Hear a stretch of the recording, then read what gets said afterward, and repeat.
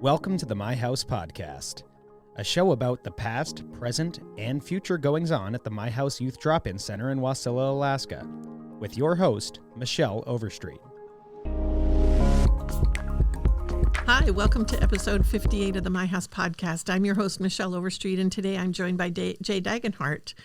Jay has been a board member for us.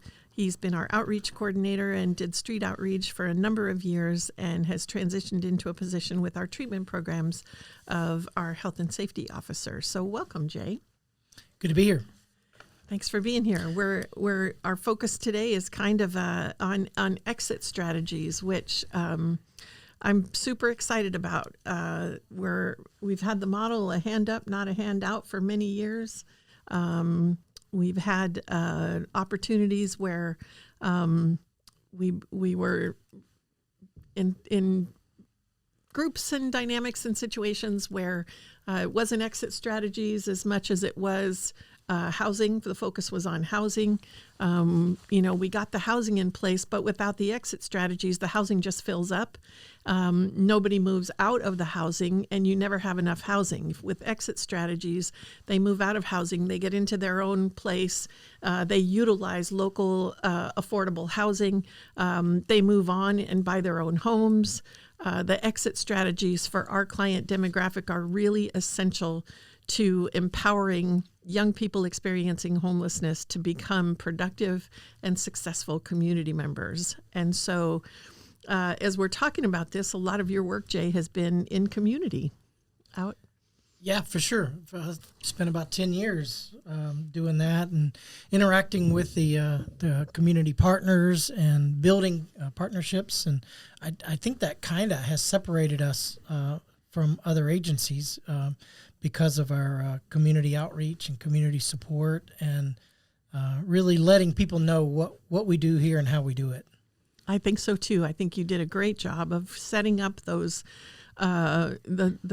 the coalitions that you were involved in, and the groups and the schools and the treatment partners, and tying those all together, helping people realize that we were here and what we were doing. And for a long time, we were just referring kids out for a lot of those services. And then as time went on, we were building services for our age group, 18 to 25-year-olds, in-house, because we could see that there was a difference in the way that they responded to, with our 3.1 treatment, for example, we could see there was a difference in the way they responded based on who was their peer support, who was their community, their micro-community, right? In our building and in the treatment programs. Yeah, when we first started, obviously, like you said, we didn't have everything in place to provide some of the services, so we relied on our partnerships, and we had great partnerships in the community. And it's nice now that we've built that infrastructure that we can provide a lot of the services that we used to have to rely on someone else for. Right. And the beautiful thing for me is that they rely on us to provide those for the clients in our age group. We send older kids to them, or younger kids that we don't have services for, to them. And it really creates a nice continuum in the community. We're not trying to be an ivory tower or a one-size-fits-all organization.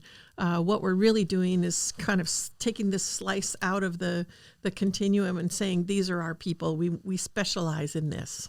What's been cool to watch, too, since we were here from the beginning, is to see a lot of those kids that went through our program. They were clients, they transitioned out, they went to work for some of our partner agencies, and now some of them are back working for us. Yeah. So it's really cool to see that cycle. Yeah. We have, go ahead, Isaac. Well, Jay's a great person to talk about this because, like you said, you've been there since the beginning. I was going to ask it, Shadar talked about it, and we talked about it last episode, how, incredible the peer support community is and our recovery community is here in the Mat-Su, but that was not necessarily the case 15 years ago. So I just was wondering if you could talk about the place that, the Mat-Su was in when My House started versus where it is now. Oh, I mean, when we first started this, it felt like everything was on fire. It felt like the whole valley was on fire. Not literally, but a couple of times literally. Well, literally, yeah. but with combating youth homelessness and addiction and the kids we were losing to overdose, it felt like for the first, it seemed like handful of years, we were just trying to put out forest fires, and now I think the tide has turned to some degree here in the valley because of all the services. There was no peer network. No. There was no recovery services. I mean, I was just telling my family members, we rode out to Eklutna the other day, and we saw Ernie Turner, and I said that used to be it. That's all we had, that or at the ranch. And so to see services now, 10, 15 years later, it's really heartwarming to see that if somebody wants to get clean and sober, they want to get into a program that will help them to achieve the goals they want, there are options and multiple options. Yeah. Yeah, I think there's a real testament to what we do here. 1/3 of our staff is made up of former clients. And so when we have 26 full-time employees and 1/3 of those used to be clients, we not only have the peer support, but we're living what we teach, right? We're saying that exit strategies are important, that we have to get kids trained for livable wage jobs, something that they're passionate about. And we have a lot of kids that come back and say, I want to help somebody else that comes behind me. We also have a lot of young people that are working for True North Recovery and Set Free Alaska and partner organizations in peer support positions or case management positions. And Adult and Teen Challenge has some of our graduates there. So we're really, in many, many ways, I go places with my family in the Valley, and almost everywhere we go, I see somebody who has been a part of our program working, and whether it's a restaurant or a store or, we have productive young people all over the Valley that are no longer homeless. They're no longer addicted. And they're representing not only in the community, but in recovery programs that have been partners for years. And in a climate where we really need more recovery service providers and people in the healthcare, social services arena, that's so powerful that we're not just providing exit strategies, we're providing employees for programs that have been partners with us for 15 years. Yeah, and to see that come full circle, it really is. When you see somebody come in, we were talking about it in staff meeting today, how someone knew some former clients, and now this person wants to come and work for us because they see what we do and they know what we do and they know that we've seen success and they want to be a part of that. So it's really cool to watch that. Yeah, there have been a couple of episodes ago when we talked with the client from our 3.1 program, talked about being trespassed. And we've got several different My Voice versions of people's stories where they talk about being trespassed from our property. And that means, for people who don't know, it really takes a lot for us to trespass somebody. We don't do that lightly. We're pretty forgiving. But if you're dealing drugs or doing drugs on our campus, if you're inviting other kids to do things that are dangerous or unhealthy or that pull them away from their goals, providing negative peer support, perhaps. Right.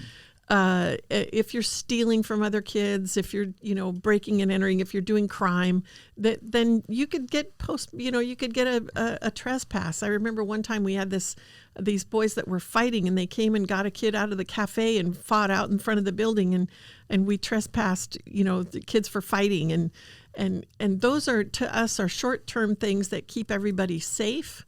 But I'm really proud that a lot of those kids are comfortable enough coming back and saying, hey, I still need help. Can you still help me? And almost always the answer is, of course.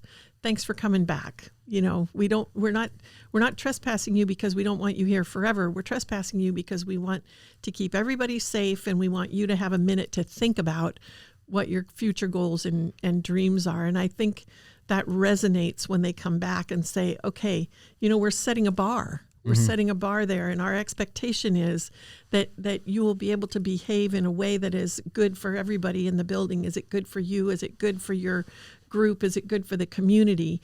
And that's our expectation, and I think that's part of seeing youth as assets and not liabilities.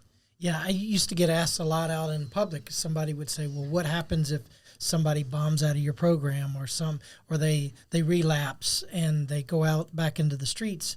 And my answer has always been, we don't shoot our wounded. That's right. It's always, That's we right. we love you. Maybe you're not in a spot right now to receive services and be a part of your own helping yourself. But when that time comes, you come back and we'll get you plugged back in. And then we've seen it happen dozens and dozens and dozens of times where kids will come back, hey, I'm sorry for what I said, for what I did, can I get started? And we get them right back in. Yeah. Yeah. And that's a community-wide sentiment too. I mean, that's something that, I think our recovery community does really well. And we've talked a lot about that, but, it's in the most recent Malcolm Gladwell book I finished, Blink. I love, this isn't Blink. This is Tipping Point. I go back to this a lot in personal conversations because I think it's really powerful. They talk about the sharp decrease in crime in New York City.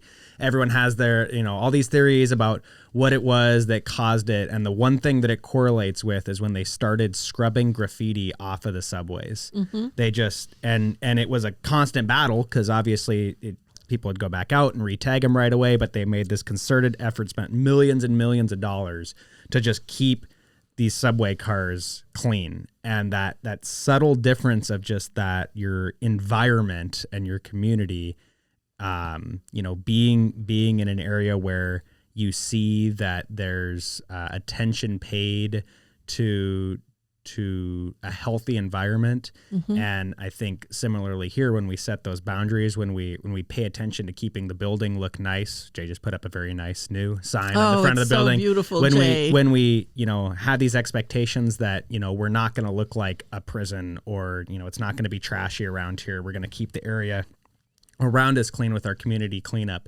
That triggers something subconsciously in people's minds that, there is an expectation here when everything around you looks like, hell, then it contributes to your behavior. But when, as a community, we have these events and make it a healthier place and a place that people want to be, subconsciously that affects things like crime rates and addiction rates, recovery rates. Yeah. Well, we can remember, Michelle and I can remember back 2012, 2013, it was a mess here. We had kids, we had young adults, we had 40-year-olds, 50-year-olds camping all over town. There were homeless encampments that had 50, 60 people in them. And so I remember, Mayor Burt Cottle had said, we can do better than this. The crime rates were soaring. Businesses, I would go out and meet with the business owners, and they said, we're getting robbed blind. They're just stealing everything. And so when he made it a kind of a rule that you couldn't camp in the city limits, the people in the city rejoiced, and we enforced that, and we came alongside the city, and it just was a dramatic. We saw an influx of kids coming in that wanted services when they realized they couldn't just camp and goof off and steal and things like that. Well, and there was a pathway there, though. It wasn't just, hey, we're not allowing you to camp anymore. It's we're providing you with a different opportunity here. Mm-hmm. You can't connection. Right. Yeah, 100%. I mean that. And maybe that's where, some folks lose the plot the other way too. It's not just about, saying this is how it's going to be and everyone's going to get in line. It's just about providing those different opportunities for something better. And when you do that in conjunction with each other, it's really powerful. I think there's another piece to this too. When we have youth involved in, doing art on the building and around the building and painting in the cafe, painting the underpass at the park and over by the local McDonald's you drive through on the highway, and there used to be a giant penis painted on this concrete thing, and the mayor would tell me the story that one of his staff would drive by there every day with her 10-year-old, and the 10-year-old would identify what that was on the painting, and she came to work one day and said, "Can we please paint over that?" And we did. We had a whole team of kids out there with a well-known local artist that did this beautiful mural that's still there. And when the kids were done with that, they came back to the building. It was September and it was getting too cold outside to do any artwork outside. And they said, "What else can we do? We want to keep painting." And I said, "Well, why don't you paint in here? Just paint whatever you want." the flooring in the cafe was done by a local installer who volunteered his time. And I came in one morning, I couldn't sleep, and I had something on my mind, and I came in and was doing some work. And when I came out of my office, here this guy is on his knees installing linoleum tile with a homeless kid on either side of him.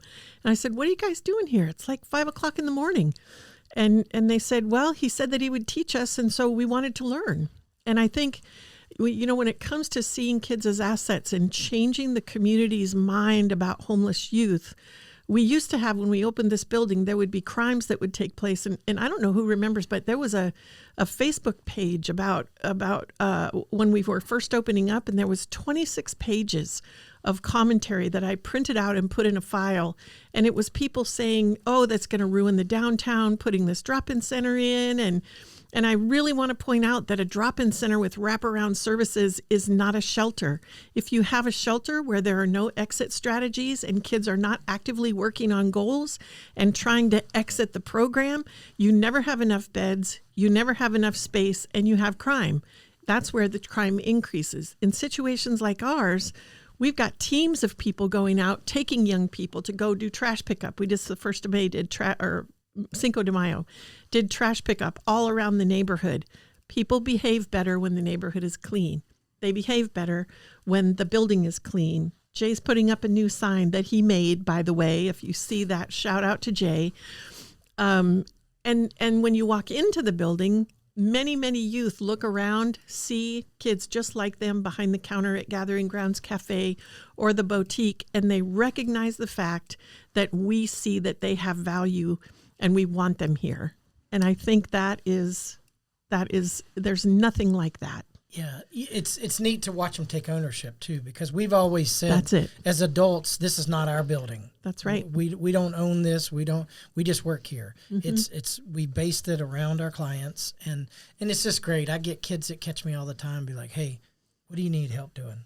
Yeah, I'm like, "Hey, come with me." Well, one of the clients of the day, we emptied the trash. We went through the bathrooms and emptied the trash and put toilet paper and all that. Something that Roger and I usually do, but this kid said, "Hey, what do you need help doing?" And he didn't hesitate, just because he utilizes the services and he knows that nice bathrooms everybody enjoys. Right. And so, yeah, it's cool to see that though. Yeah, for sure. And as we start to wrap up, I think that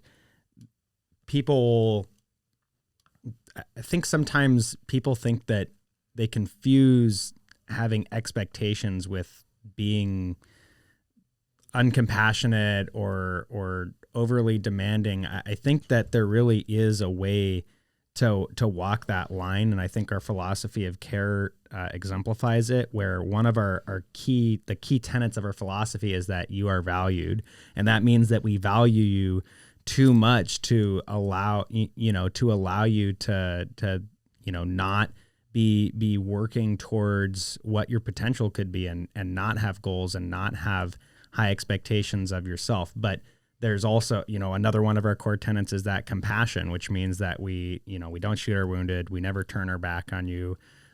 You're always welcome in the building if you're willing to be, working on yourself and working towards your goals. And I think that, I don't want to speak for our clients, but in working with like our youth board of directors and everything,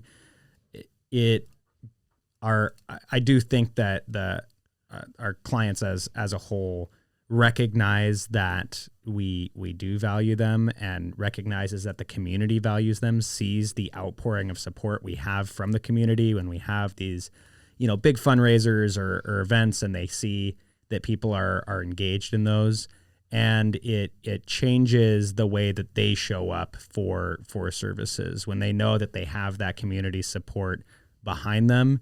They're not here against their will. They're here because they want to be. Yeah. I love that point, Isaac. Thank you for bringing that up. We have coffee with the mayor at 9:00 every Tuesday morning here. And I can't count the number of kids over the last decade who have made coffees, and they're in the training program. It's their first time maybe having a little rush on the coffee, because usually we have 1s and 2s come in, but not 15 to 20 people that come for coffee with the mayor. Shout out to Mayor Glenda Ledford for just being so great about showing up for that. But I can't count the number of kids who have said, that's the mayor? That's the representative from the governor's office. That's the representative from the senator's office. I just made coffee for them. Ugh. But after a few weeks, those people come and talk to them, and it makes them want to be better. Mm-hmm. They're recognized by people that matter in the community, and it makes them matter. And it gives them the opportunity to dream and believe that they're worthy of more in life. To have the courage to dream. I think it takes courage to dream big, and for youth that have been abused and neglected, and sometimes it isn't just somebody saying, I don't believe that you can do that, or you'll never do it. You'll never amount to anything. One of my favorite clients was told over and over that she was going to be a welfare teenage mom, and I think the willingness to stand up against those words that come from people that are supposed to care about you, and believing somebody else outside that circle requires some guts and some courage. And so I'm proud that when they walk in the door, they often look around, see other kids succeeding, and feel the courage to be able to take on some of those dreams, and that help them exit from homelessness. I think a lot of times we talk about homelessness as a housing problem. And there's no question we need affordable housing, but we're never going to have enough housing to house everyone who's homeless unless we're training them for jobs and helping them to exit that system. The housing fills up, and then we need more housing. But there are people in that housing who maybe want to do work in a certain area that would make them sustainable, and that's what we do. Yeah, 100%. Jay, do you have anything else that you want to add as we wrap up? Yeah, just we've been extremely blessed to be in the Mat-Su Valley and the community, and having a community that believes in us and supports us. And just today had a phone call from a gentleman who said, hey, I donated a car a couple years ago, and we're going to move out of state, and we want to donate 2 more. And he said, I just love your program. And this guy, he's 78 years old. He said, I love what you do. He said, you guys get stuff done. We do. And I just said, thank you for supporting us. But nice. It's nice to see that. Yeah. Thanks for sharing that. That's, that matters, doesn't it? It encourages us when we have those days where it feels like everything's going wrong, that we're slowed down on our quest to be better every day. So thank you, Jay, for joining us. Thank you, Isaac, for your input. That's all the time we have for today. I want to thank Jay for being with us and for the new sign, and let you know that the My House podcast is recorded at the My House studio in Wasilla, Alaska. Our producer and editor is Ozzie Keener, and I'm Michelle Overstreet. Until next time.